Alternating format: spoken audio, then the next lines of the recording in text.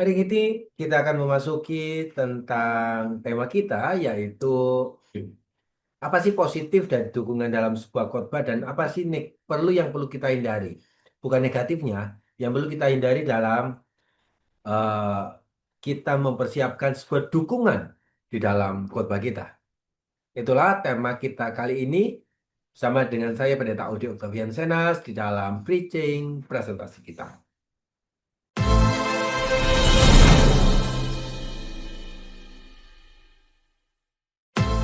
Bapak Ibu Saudara-saudari, pada pertemuan kita kali ini saya membaginya menjadi dua, positif daripada dukungan dalam khotbah dan hal-hal yang perlu kita hindari di dalam kita mempersiapkan dukungan dalam khotbah kita. Mari kita memasuki dalam bagian yang pertama kita yaitu positifnya sebuah dukungan dalam khotbah mencapai pada titik klimaks atau puncak khotbah kita. Yang pertama adalah dia bersifat menjelaskan firman. Dia membuat pesan yang abstrak itu menjadi sebuah pesan yang konkret. Tujuannya yaitu tidak lain dan tidak bukan, yaitu membuat jemaat itu lebih mudah memahami. Memahami pesan yang akan disampaikan oleh sang pengkhotbah. Pesan yang disampaikan di dalam teks khotbahnya. Oleh sebab itu, dukungan dalam sebuah khotbah itu menjadi sesuatu yang yang relate, yang punya hubungan, yang bersentuhan secara langsung di dalam khotbah yang ada. Yang kedua, dia bersifat argumentasi. Data, kutipan, kesaksian itu membuat jelas, memperkuat jelas apa yang akan disampaikan. Kalau peluru yang kita sampaikan di dalam teks itu belum jelas, maka kita bisa menjelaskan teks itu, orientasi teks itu dengan menggunakan kutipan. Kalau orientasi penjelasan Alkitab yang kita masih bersifat konseptual, kita bisa menggunakan kesaksian yang ada supaya itu memperkuat isi pesan utama yang ada. Tujuannya yaitu supaya jemaat itu yakin akan kebenaran yang disampaikan. Meyakini bahwa kebenaran yang disampaikan di dalam teks yang disampaikan oleh seorang pengkhotbah tersebut jelas. Yang ketiga, kita sedang membangun sebuah koneksi dengan jemaat. Dukungan itu menciptakan sebuah masa lampau itu menjadi relate di dalam kehidupan masa kini supaya dia merasa relevan. Cerita, lagu masa kini, pengalaman masa kini, cerita masa kini, kesaksian masa kini itu semua membuat khotbah itu terasa sangat relevan. Jembatannya yaitu kita menggunakan dukungan yang ada. Supaya jemaat itu merasakan firman itu dekat. Firman itu Immanuel dengan kehidupan kita ini. Selanjutnya kita mencoba fungsi positifnya yaitu meningkatkan daya ingat daripada jemaat. Seringkali bukan sebuah rahasia lagi kalau yang diingat oleh seorang jemaat ketika dia pulang dari sebuah gereja, ketika dia ditanya oleh temannya apa yang dia dapat, apa yang dia ceritakan Bapak Ibu Saudara-saudari, rekan-rekan hamba Tuhan, cerita ilustrasinya yang mudah diingat ya. Itu. Oleh sebab itu, kalau mereka akan merasakan kok ceritanya yang diingat ya, coba. Lalu dia bisa kembali mengingat apa yang menjadi pesan utama. Jadi rasanya kebalik deh ya. Kalau kita mengerjakannya, biasanya kita mengerjakan pesan utama, lalu kita cari dukungan. Tapi jemaat ingatnya dukungannya dulu, baru pesan utama. No problem. Dengan demikian, yang penting kan pesan itu bisa telah mengubah kehidupannya. Supaya benih firman itu menjadi tertanam yang lama di dalam kehidupan jemaat yang ada. Ternyata apa yang disampaikan dengan ilustrasi, data, kesaksian, lagu, apapun lah, whatever namanya, itu bisa menjaga sebuah perhatian itu tetap. Supaya variasi itu berupa humor, lagu, itu menjaga perhatian, dan jemaat itu tidak merasa bosan dengan keadaan yang ada. Nggak ngantuk. Ya, oleh sebab itu kemarin kita mulai kreatif. Di dalam menyusun sebuah kerangka khotbah, mulai kreatif di dalam menciptakan kreasi-kreasi di dalam liturgi ibadah kita. Supaya ketika jemaat itu hadir, ada something yang baru, ada sesuatu yang baru, ada sesuatu yang membekas di dalam kehidupannya. Apa ya yang? Nah, tapi perlu kita ingat, bagian kedua kita yaitu di dalam dukungan khotbah harus ada hal-hal yang mulai kita hindari. Yang pertama, ada pemahaman kalau kita mengerjakan sebuah khotbah yang mendukungannya, lalu kita lupa bahwa fokus utama dari pemberitaan firman itu adalah menyampaikan isi firman. Karena kita sibuk dengan mencari, mempersiapkan dukungan yang ada, akhirnya kita terjadi sebuah penggeseran fokus. Akibatnya ibadah khotbah itu bukan pemberitaan kabar kegembiraan, pemberitaan kabar sukacita, pemberitaan kabar kegembiraan, tetapi sebaliknya menjadi tempat hiburan, menjadi tempat orang tertawa, melepaskan stres daripada di tempat lain, Pak, bayar di gereja tanda kutip sukarela dalam bentuk persembahan. Jangan ngomong soal persepuluhan. Jemaat lebih ingat dengan ceritanya. Tapi ingat, kita dicipta, kita kita ditugaskan untuk membuat kisah yang ada di dalam Alkitab itu menjadi poin utama untuk mendapatkan dukungan.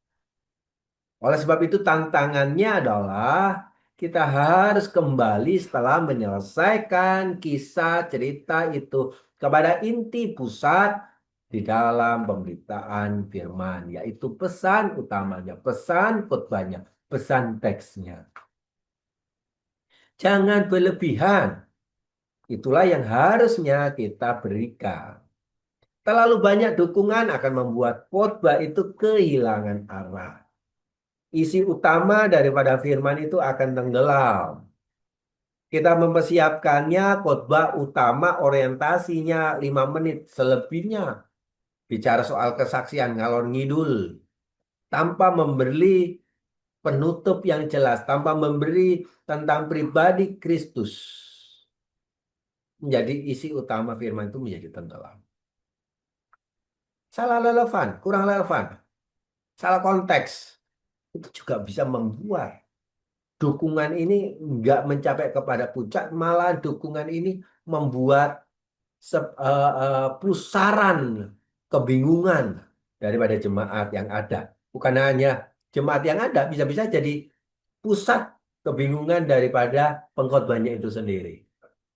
Oleh sebab itu step kita susun pembukaan tentang bicara soal apa yang menjadi apa yang menjadi pusat pembicaraan kita, taruh di situ latar belakangnya, beri kalimat preposisi, kalimat pesan utamanya. Lalu kita masuk di dalam bagian tubuh sebuah khotbah, di mana tubuh itu bicara soal orientasi, berbicara soal dukungan, berbicara soal penerjemah kata-kata kata-kata yang menguatkan, yang terpesan di dalam konteks gramatikal kita. Lalu kita mulai lagi di dalam konteks masa kini, supaya dukungan itu menjadi sebuah bagian yang melangkahnya tuh enak. Sehingga jemaat tidak dirasakan, tidak merasakan kok nggak nyambung ya. Tetapi merasakan sesuatu yang bersifat halus. Tidak akurat, data kutipan bisa salah. Itu mengganggu. kredibilitas pengkhotbah. Oleh sebab itu kesaksian itu pun harus kita pikirkan secara matang. Di bagian mana saya harus berbicara? Di bagian mana kisah ini harus berhenti? Di bagian mana kehadiran Kristus itu harus dinyatakan? Tentu cerita-cerita seperti ini bisa kita temukan di dalam video-video kita yang lampau. Bagaimana membangun sebuah kisah, membangun sebuah ilustrasi yang berpotensi untuk membangun iman. Bukan sedang eh, memprestasikan, ilustrasikan, menceritakan tentang kehebatan diri kita. Enggak. Tetapi ingat, keakuratan sebuah kesaksian, yaitu ingin menonjolkan tentang siapa kita yang lemah, tetapi siapa Allah yang besar. Hindari, hindari kontroversi yang bersifat politik, budaya, yang menyinggung jemaat. Ya. Bapak, Ibu, saudara-saudari, solusinya adalah tetap fokuskan pada firman Allah itu sebagai inti. Pastikan setiap dukungan selalu mengarah kepada teks inti utama kita. Latih, tanya di dalam diri kita. Apakah ilustrasi ini membawa jemaat lebih dekat kepada saya atau malah menjauh? Apakah ilustrasi ini membawa jemaat itu lebih dekat kepada Allah atau dia mulai meninggalkan pelayanan? Prinsipnya, dukungan adalah jembatan, bukan tujuan. Kedua, gunakan dukungan itu sewajarnya, secukupnya. Pilih satu atau dua ilustrasi yang kuat untuk setiap poin kita. Jangan berlebihan. Terapkan satu peluru, tapi mengena. Terapkan satu tembakan, tapi membekas. Ilustrasi yang cukup banyak bukan akan membantu menyampaikan pesan utama itu dengan cepat. Bahkan akan menutupi isi firman. Gunakan, pastikan relevansi dengan jemaat. Dukungan itu sifatnya mudah diterima, mudah dimengerti, tetapi belum tentu dukungan itu relevan dengan transformasi kehidupan. Gunakan cerita, lagu, data sesuai dengan konteks usia, budaya, situasi jemaat. Untuk jemaat di pedesaan, mungkin lebih cocok menggunakan analogi pertanian. Untuk jemaat di perkotaan, silakan Anda menggunakan dunia kerja, teknologi. Jangan ngomong soal hal-hal media sosial yang lagi ngetren menggunakan bahasa-bahasa yang over sampai dia nggak ngerti nih orang-orang para petani ngomong apa sih dia. Gunakan bahasa yang memperkuat keakuratan kondisi jemaat yang pesannya bisa sama, pesannya bisa serupa, tetapi mengkomunikasikannya bisa berbeda. Kalau Anda menggunakan kutipan data, kemudian coba dicek ulang. Gunakan sumber yang terpercaya. Jangan buru-buru. Karena ini kadang-kadang akan membuat kredibilitas seorang pengkhotbah itu terganggu. Hindari dukungan yang menyinggung. Perbedaan politik partisipan, kebudayaan, bahasa sebisa mungkin. Oleh sebab itu, seorang pengkhotbah langkah yang terbaik adalah mencatat khotbah itu secara detail supaya khotbah itu ngerti di bagian mana ini diizinkan, di bagian mana kita tidak memberikannya, supaya tidak menimbulkan bentuk kontroversi yang muncul. Tetapi gunakan bahan-bahan yang ada itu bersifat edifying, membangun iman, membangun kondisi jemaat. Walaupun kita berbeda politik, berbeda pandangan, izinkan itu kita abaikan dulu. Yang penting kita melihat bagaimana iman itu dibangun.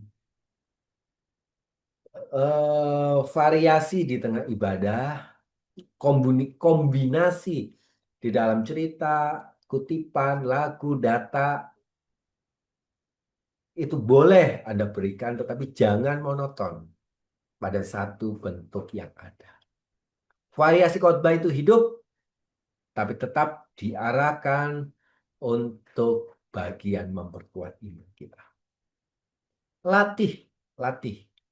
Uji coba bagaimana sharingkan dengan orang-orang yang Anda anggap dipercaya untuk melihat dukungan-dukungan itu tepat guna.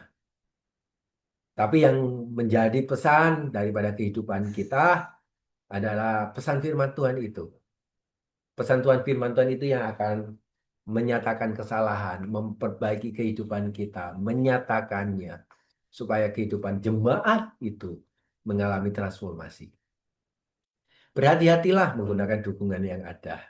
Tetapi bukan berarti karena kehati-hatian kita, kita mengabaikan dukungan-dukungan yang ada untuk mencapai sebuah klimaks ini. Anda bisa menggunakan banyak hal di sekitar kita untuk membantu membuka, mempreteli, membuka seperti kulit kacang, lalu menyajikannya dengan kondisi konteks yang Anda layan. Kita perlu bekerja keras untuk menciptakannya itu.